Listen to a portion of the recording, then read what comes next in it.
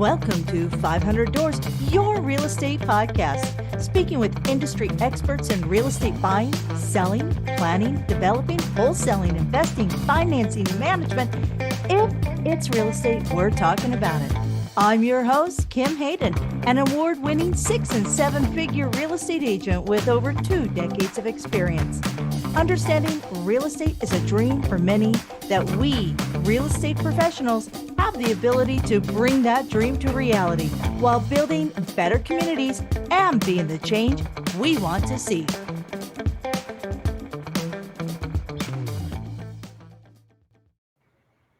Hello, Susanne.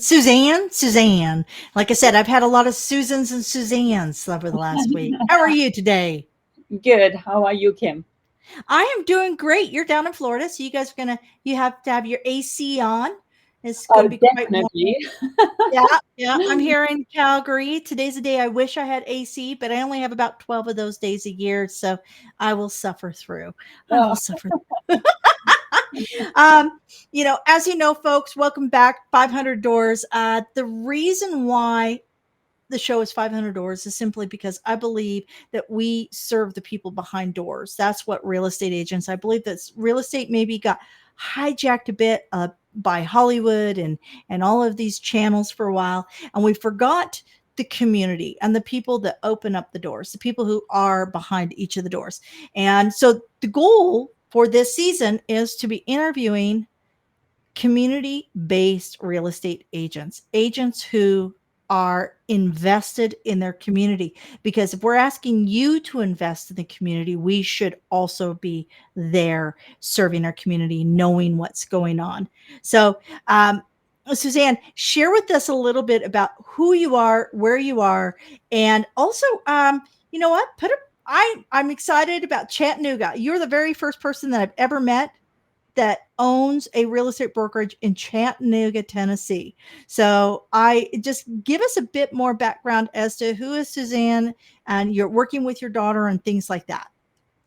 yes. I actually grew up in Germany, moved to Michigan in 1995, and started in personal fitness training first, and then came the downside on 2009, 2010. And I have always been interested in real estate because my parents worked with it. I grew up with that. So I got my first license in Michigan and worked with Coldwell Banker in Michigan. And then in 2014, my daughter finished high school and she got a scholarship in Tallahassee for Florida State University. And I decided at that point, I don't want to be that far away from her. I'm moving to Florida. So I moved to Cape Coral, got my license there, and started real estate down there in Cape Coral, Fort Myers area.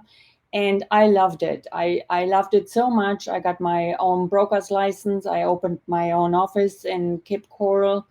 And then later on, I saw the talent in my daughter, who has changed. She was very secluded, kind of not talking to people, but she changed with rock climbing and all her hobbies she did. And I saw really a talent in her. So I opened a brokerage in Chattanooga, Tennessee. I got my license up there. And now she's working for me and she is doing great. I'm so proud of her. That's awesome. And I understand following your daughter and my daughter doesn't want me to follow her, but I'm really struggling with letting go of my baby. So, maybe I'll pitch this as an option. Oh, you don't have to leave, Mom. We can work together. So, um, I'm going to go through and ask a few questions because we really, again, are focused on what makes a great place to live. And I think this is so important in today's world where maybe there isn't the extra dollars to go on a cruise, but you got the money to take a walk around somewhere. And this is really about knowing your market. So you talked about Cape Coral and Chattanooga, Tennessee. What do you think separates your services in those markets from other agents? What do you think has helped you achieve the successes you have? Well, in my case, it's very easy. Down here in Cape Coral, Fort Myers, it's a huge European community, and since I was born in Germany, I'm good in the German language. That's my main language, and I have a lot of customers from over there. Chattanooga separates, I cannot say me, I have to say us because my daughter is more familiar with the territory. She does rock climbing and she meets a lot of people. And yeah, that's what I would say is our strength there. And here it's a boating community. Everybody from Germany who is coming over wants to go boating. And Cape Coral is known for, you know, miles and miles of canals and boating, and that is something you cannot do in Germany, and everybody's coming over here to take advantage of that. So So it really comes down to lifestyle. yes, absolutely. Lifestyle. I can see that. I can see that. And I think that sometimes we forget that when we're pitching a house. We're trying to say buy this, buy that, right?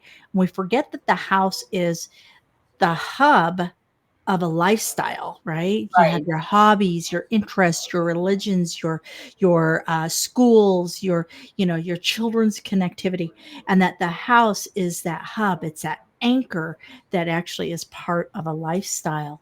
Yes. Um, when I say the word community, what what does that word mean to you, and what is something you think others should think of when they're building community? Community is huge, especially in our business. I mean, I went through the city offers here in Cape Coral a citizenship community program, which is 12 weeks. You go through and you learn about every state and uh, if you're looking for a license for a permit, whatever, they explain everything to you. It's a good program. Then I did the Cape Coral Leadership Program, which is organized by uh, the city, and to me it's very important because you want to know where you live and you want to know what's going on. I attend township meetings to see what's going on. I do all that kind of stuff to be upfront and have the knowledge that I can offer to my buyers and sellers to be there for them. I have to have more knowledge than they have, so that's what I think I have to do, and I do. What do you think that value in the knowledge is for your buyers and your sellers? Oh, it's huge. It's very big because you know what's going on in the community. You know where the next car wash is going to be built. You know where the next dollar store. It sounds stupid, but you know where No, that. it doesn't sound stupid. No, and I think that's again, that's lifestyle, that's association. That is, I mean, you want to know if there's land that's been approved for a gas station, right? You need Exactly. to know these things. And we've had houses built and people moving in, and before you know, there is a car wash built next doors, and you want to know those things that are going on, or apartments that are going to go up, and that's so important for a lifestyle. Absolutely, absolutely. When we look at those types of things, I think, and I think we're now seeing, the market went up crazy, Hmm. and now we're seeing some leveling of that market because of Correct. interest rates, because uh, job market. We're seeing a decline globally. This is not just a US thing. This is a global thing around, AI. God love it for those who need it. My husband is dyslexic. So this has been phenomenal because he is such a smart man and he's able to get all these great stories and all this great information out of him now without the fear of his dyslexia disrupting the quality of the content. Hmm. However, the flip side is it's also made people more efficient, which they have now needed fewer people to get a job done. So we see so many things going on in the market. And, you know, correct me if I'm wrong, but real estate is your greatest investment. Most of us won't have airplanes and, second and third and fourth houses. Yeah. So, so what are some of the things that you're sharing with your clients right now with kind of that volatility in the market? Like, what are you sharing? How are you talking to people? Well, I focus a lot on seniors because we have a big community of seniors moving down from all different places in the US coming down to Florida. So that's a big issue for me. And I'm trying to get more into that niche um, because it's simply, let's face it, everybody, we all get there. And we all have to find a place to live at some point with assisted living. So that's a big issue for me. And I'm trying to dig deeper into this. How to create dynamic lifestyles even when you're 80? Yes. Yes, exactly. Absolutely. And we have great places down here in Fort Myers and Cape Coral. I mean, I've visited so many places, and they do games, they do hunting games for the people with hiding rocks, and I supply to that community. I paint rocks and I deliver them so that they can hide them. I have the seniors looking for them, and it is so pleasant to see them to be so happy about little things like that. So that's really important to me. So we know that there is a large seniors, average age, well, a larger average age, a higher average age in Florida or certain parts of Florida. Because I know even my husband and I are going, I'm so tired of the cold. You hit a stage after 30 years of shoveling your front walk, you get to a point going, I need to go somewhere where it's always warm. Oh, I Um, lived in Michigan for 25 years. Don't forget that. yes. So that, that kind of that constant soundtrack, that loop going, January hits, all the Christmas lights come down, the beauty of having a Christmas tree comes down, and then you're sitting in the dark. I'm familiar with that. um, what do you think? What so let's talk hidden gems. Agents are notorious for finding something cool in their community, and they go and share it with everybody. Hey, have you been by here? Have you checked out that? What's a hidden gem in your community that you think everybody should visit or use or buy? A hidden gem in my community. I usually visit the Western Hotel because that's a place where everybody goes when they start looking for property in our area. So you meet a lot of people. So that is my hidden gem. Um, And do and they have a restaurant, a bar, a coffee shop? What do they have there? They have both. They have a restaurant, they have a tiki bar where you're sitting right on the water. And that's the places I'm looking for, to be right on the water, because that's the reason why you want to move to Fort Myers or Cape Coral, to be on the water. We have 400 miles of canals and we don't have a lot of restaurants on the water. So the few that we have, you want to go because that's the highlight. When somebody comes down here, that's where you want to be, Well, on the water. you had me at tiki bar, Yeah. right? My husband and I at one point in time were trying to go to all the different every city we went to, we would find a tiki bar. So we found one in Chicago called Three Dots and a Dash. Mhm. We Where was the one in California? We found it was on one of the piers, and like we just love that. And as soon as you said tiki bar, it's like, oh, I know where I'm visiting when I come Yeah. down. You want to be on the water. Yeah. Absolutely, absolutely. Yeah, what would you say to somebody who's looking to buy or sell in today's market, knowing that we're seeing some settling happening in in Texas? We're seeing Austin is starting, Houston starting to settle out a little. We're seeing, other markets are going up.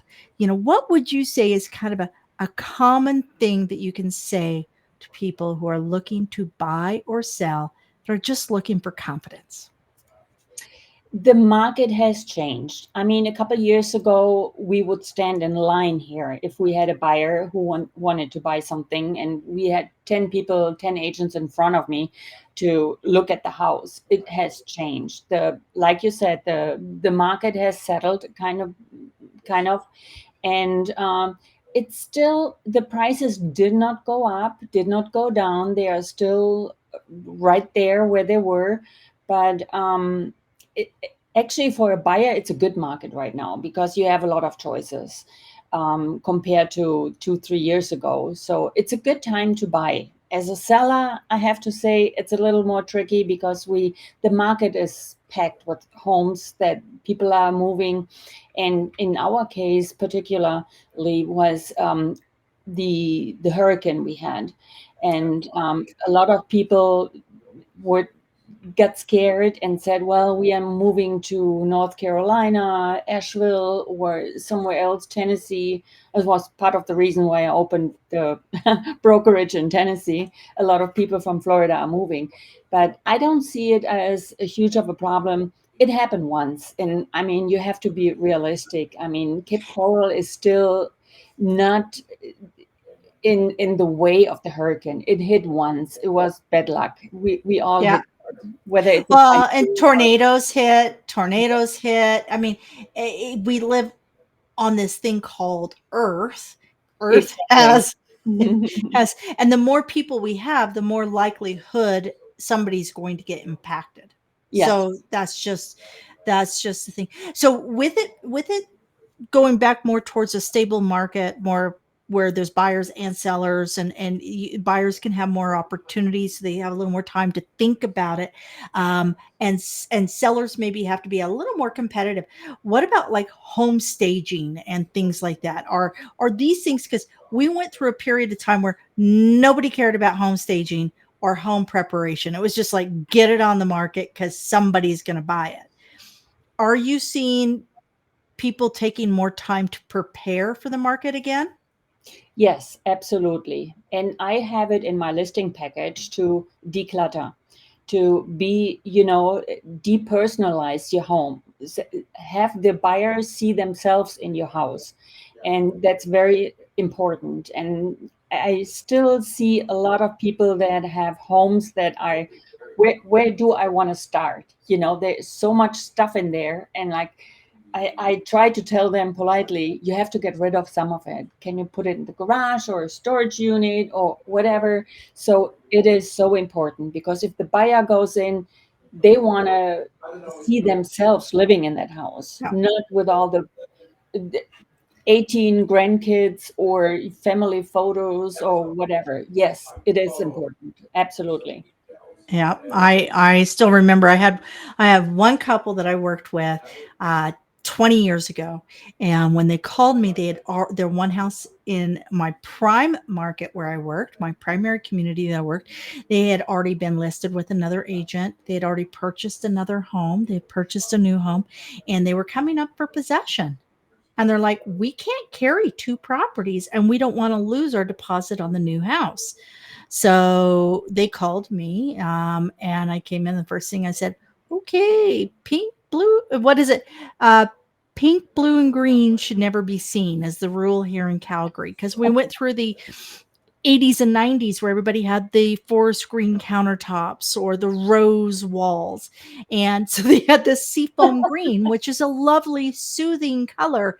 However, it was the entire house was Yeah, seafoam green. And I said, you have to paint. You have to paint. This is a color that we see in hospitals and waiting rooms. We don't see it in houses. It's not a color that we can market. And Calgary is very much about the beiges and the grays and things like that. It's a very young market. We're Yeah, very neutral. We're a yeah, very young market. So you also have to know your market, right? Like absolutely. you couldn't carry your Santa Fe colors, which are colors that are really good for deep hot markets, right? You Yeah, couldn't carry those into a cooler market like Calgary. So so they had to paint. Well, then 4 years, 5 years later, they got themselves in the same predicament. And they used the same can of paint. I swear to God. Same can of paint in this new house. So I got called in again as a second agent, and he was very like, I don't want her coming in because you know what she's going to say. I walk in, I said, you got to paint. The market had been on for 3 months. So then we relisted it with a beige neutral. We did not adjust the price down. We did not change anything, nothing. And that house sold it within 3 weeks as it had sat on the market for 3 months prior. I And it was totally all agree. came down to I mean, the Yeah. sellers or the buyers come in and they go, oh my God, that's $10,000. Well, the reality is this couple, it took them 1 week and oh, best line ever. Folks, best line ever I've gotten from sellers. It's okay. We got 3 good legs and 3 good arms between us. We can make it happen. This is an older couple. They're absolutely lovely. And he was that typical older curmudgeon, just cranky. And because he didn't want to move, but they were going into their final home, which Yeah. was a bungalow in a retirement community. So it was a villa. We had to get there. But it was just, we had 3 good legs and 3 good arms. We'll get it done. It was the best line ever. So yeah, I think that's interesting. I think we're going to see people moving back into talking about preparing your spaces for resale. Yes. What's advice that you would give agents? Because a lot of you've been through a swing markets. Yes. You've been a real estate agent for 15 years now, Yes. correct? So Yes. you've seen fluctuating markets. You've seen outside influences impact markets. A lot of agents have not seen that. They have not dealt with that. I mean, I dealt with the '08 crash. I mean, I've come through all these markets. So I have a different set of language skills Mhm. around talking to buyers and sellers. What is advice that you would give real estate agents that do not have the same level of experience but are working to play at the same level of business? Well, that's a good question. The thing is, don't give up. The first year is the hardest. The first year you learn because you come out of real estate school and you don't really learn the stuff that you need to know. I'm going through that with my daughter right now in Tennessee. I mean, she has never seen a for sales contract or whatever. So I'm working hard with her to explain everything to her. And then stick to it. Just don't give up. And um, in my experience, what is very important is keep connections. Be with your buyer, seller, whomever you have, and I use little tricks like, for example, when I have a closing 1 year, the next year in February, March, I sent all the closing paperwork to those people and said, hey, just to let you know, you had the closing, you need that for your taxes, and here are the documents again, just in case you misplace them. Use every moment to reconnect with your buyers and sellers without coming over as a used salesperson or whatever. Or another example is I always keep a key. I have a super box and I have a separate key just in case something goes wrong and people cannot enter the house. I have a hidden key. I take that hidden key after the closing and give it to the buyer and say, hey, I was the listing agent. I still have that key. I wanted to make sure that you have all the keys for your house in case you don't exchange your locks. And you won't believe how many buyers invite me to the house and say, well, you listed the house, you have the knowledge, can you come in, can you explain this, can you explain that to me? They love it. So that is one thing that I do. And just find a way to reconnect with buyers and sellers. Just stay in touch with them, send them text messages, video messages. Another thing I do, video messages. I send them a text message. Hey, it's me. I send you a video message just to let you know that you can open it because we know the market nowadays. Everybody is uh, texting us dead with things so that they know it's me.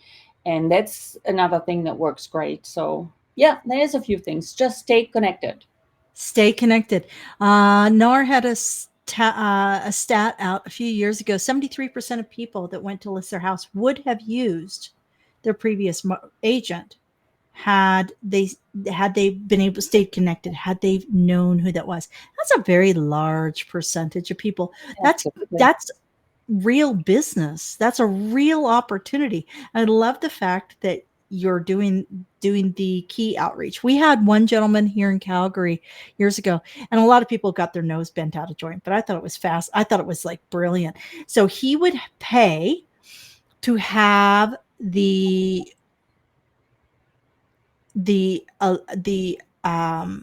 water heater and the air conditioners, if they had one, serviced before listing, so they would know exactly what they're dealing with. And he had special stickers with his name on it, and then below it was the company that would service it, and it would go right on the water heater. And there was a few agents that like, oh, he's soliciting to my buyers, but the reality is, are you keeping contact with your buyers? Right, exactly. Yeah. I thought that was actually brilliant. I'm like going, that was part of his service offer, was to ensure that when your home gets ready to be turned over, we don't have any issues with your water heater or your air conditioning unit. We want to know exactly what we're dealing with, right? We don't want those to come in and muddy the waters of a home inspection, right? Yes. So yeah, I thought that was brilliant. And I love the key. It's like, that's such a great idea. Yeah, such a great idea. Get in contact with people, meet the people, and answer the phone. That's another thing. Most people don't answer the phone. If I have showings and I reach out to an agent and they don't answer the phone, or they don't reply to my my showing request, feedback, or feedback, the request in the first place, you wait for hours to get the request. Yes, you can go, and it's just sometimes annoying. And we do have a lot of hobby agents, which makes our market kind of difficult, tricky. Yep. I think every market has a hobby agent. Yes. Tell us where we can find you and follow you. How can people get in touch with you? Or if an agent has a question. Absolutely. You can call me anytime. My phone number is 239-233-1223.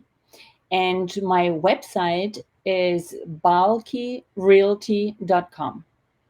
And Bahlke, folks, is BAHLKE Realty. Yes. BAHLKE. Yes. Okay. And you're on Instagram? I'm on Instagram. I'm on LinkedIn. I'm on Facebook. You can reach me any way you want. I will respond. For sure. Excellent. Excellent. We'll have Susanne's information in the show notes. Until next time, you know what? Take care of yourself. This is a great market to be in real estate. And Florida definitely will be looking incredibly good come January. Yes. All right. Thank you, Susanne. I appreciate your time. Thank you, Kim. All right. Thank you for joining us at the 500 Doors, Your Real Estate Podcast. Be sure to join our Facebook group at Real Estate Success with 500 Doors. Keep on watching, and don't forget to like, subscribe, comment, and share, because we all know sharing is caring.